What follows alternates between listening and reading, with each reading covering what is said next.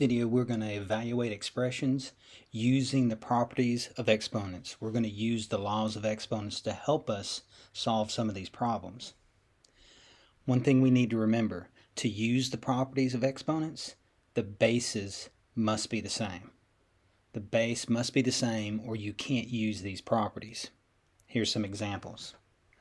For this example, I can actually use one of the properties or one of the laws of exponents. When you multiply, what are you supposed to do with your exponents? You're supposed to add them together. So this could be 2 to the 5th power.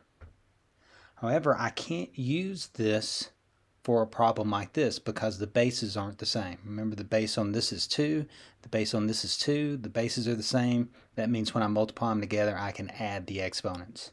However, I can't add the exponents on this one because the bases are different. So remember, to use the properties of exponents, the base must be the same. When they say evaluate, many of these problems are not going to have variables. And so when it says evaluate, they want the answer. They want you to evaluate the exponent. We can use the properties on a lot of these to help us. This is a situation where the laws of exponents or the properties of exponents are going to help us, because when I divide, what can I do with my exponents? As long as the base is the same, I can subtract. So this is going to be 7, 4 minus 2 as the exponent. Because I'm dividing, I can subtract those exponents.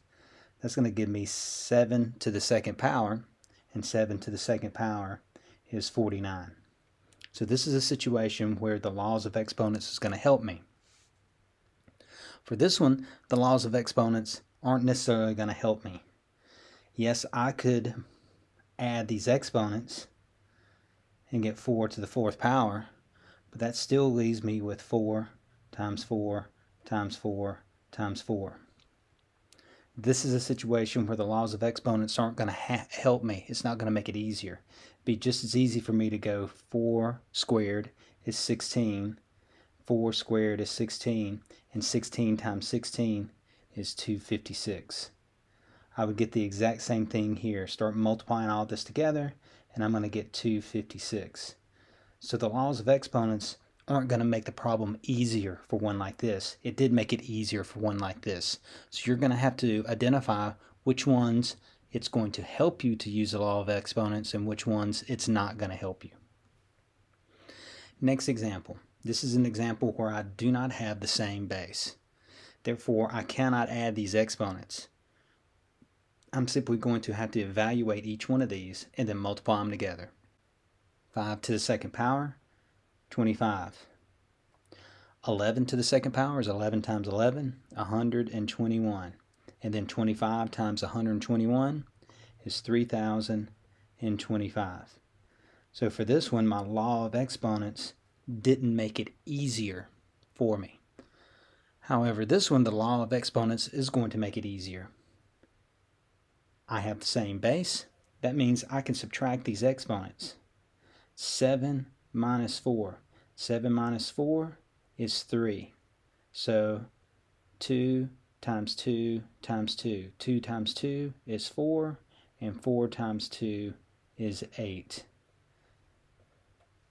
This is one where it actually helped me knowing my laws of exponents. It actually made it easier.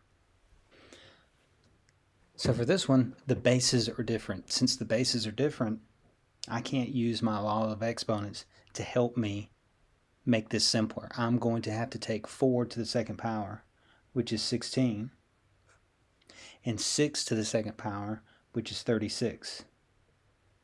And then I need to reduce this. Is there a number that will go into 16 and 36? 4 will go into it. Divide both of these by 4. And I get my answer, 4/9. So if the bases were the same, I could subtract these. Since they're not, I just need to evaluate each one and then reduce this like it would be a fraction. Here's a situation where the laws of exponents is going to help me. If I multiply and they have the same base, which they do have the same base, I can add these together. 3 and -6. 3 minus 6. 3 minus 6 is -3. Then I need to use another law of my exponents, meaning if something has a negative exponent, I need to write it as a fraction, flip it, change the sign of the exponent. Now I need to take 10 and raise it to the third power. That means it's going to have how many zeros? 3 zeros. 1,000. Next example. Bases are not the same. So I'm going to have to use a law of exponent, meaning change this to where it has a positive exponent. That means flip it, change the sign. So that's what I did here. I wrote this as a fraction, I flipped it, changed the sign. I'm going to write this next one as a fraction as well, because one's written as a fraction. To multiply fractions, I have to multiply the top and the bottom, so I need a bottom on this. 8 to the second power is 64. Multiply the top, multiply the bottom. There is no number that will go into 9 and 64, so this fraction is reduced. So the law of exponents I used on this one is changing this to a positive exponent. To evaluate these, you have to change them to a positive exponent. These have the same basis. Since they have the same basis, I can use my law of exponents. That means I can subtract these. This is -7 minus a -5. -7 plus 5. -7 plus 5 is -2. Can't have a negative exponent. Rewrite this as a fraction. Flip it. 1 over 5 to the second power. And 5 to the second power is 25. 1 over 25. I have the exact same base. Since I have the exact same base, I can use the fact that if I'm multiplying, I can add these exponents together and get a new exponent on that 12. -5 and 4 added together gives me -1. I can't have things as a negative exponent. That means I rewrite this as a fraction, flip it, change the sign of that exponent. There is an exponent of 1 right there. 1/12. I have the same bases. That means I can add all these exponents together. I've got a 0, a -2, and this 2 has an exponent of 1. 2 to the what power? 0 plus 1 is 1, and 1 and -2 added together is -1. Again, I need to write this as a fraction because I need to change this to a positive exponent, 1/2. For this one, the bases are different. That means I can't use my law of exponents as far as adding these together, but anything that has a negative exponent, I need to change to a positive exponent. So this is 1/5. I wrote this as a fraction and flip it, and I get 1/5. Times, I need to write this one as a fraction as well, because I'm going to end up multiplying fractions together over here. 2 to the second power is 4. This one, write it as a fraction, flip it, change the sign.